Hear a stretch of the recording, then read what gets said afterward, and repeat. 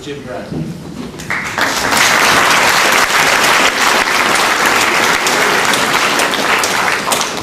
Thanks.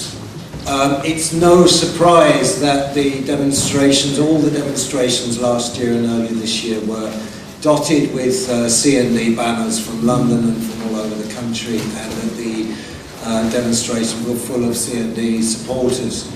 Because in the first place, when you see, when you feel that sense of rage, of power acting with impunity, of the use of white phosphorus to burn people wholesale to death, when you see the total lack of discrimination prescribed by every international agreement that you must discriminate between civilians and military personnel, and you see that grossly violated, then as a minimum you have to come out and protest against it. But there's something more than that. Because a state that acts with impunity in one area acts with impunity across the board.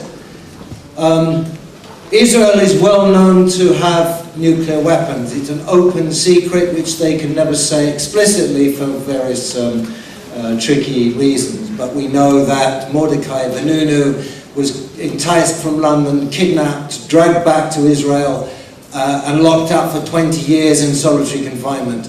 And he was let out a few years ago under the tightest possible restrictions, and then he was kidnapped or arrested, as they say, again a few days ago. And we know from him about the Israeli nuclear program, as well as from many other sources.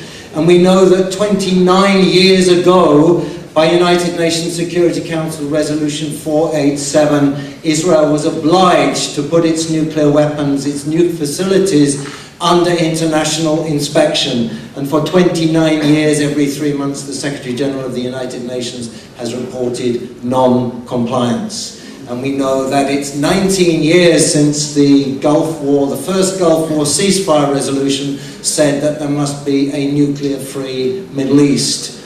And we know that Israel has ignored that for 19 years. Because Israel is allowed to be the state of impunity.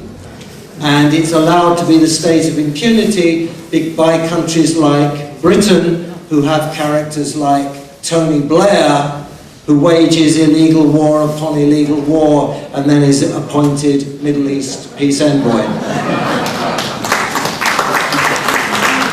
One bright spark on the horizon is that 7 years ago we had 2 million people on the streets of London taking up a question of foreign policy. And if there's one thing in Britain you are not supposed to do, you children, you are not supposed to challenge the leaders in power on questions of foreign policy. They know better. You are not supposed to know at all. And I think that precedent 7 years ago is a portent of things to come.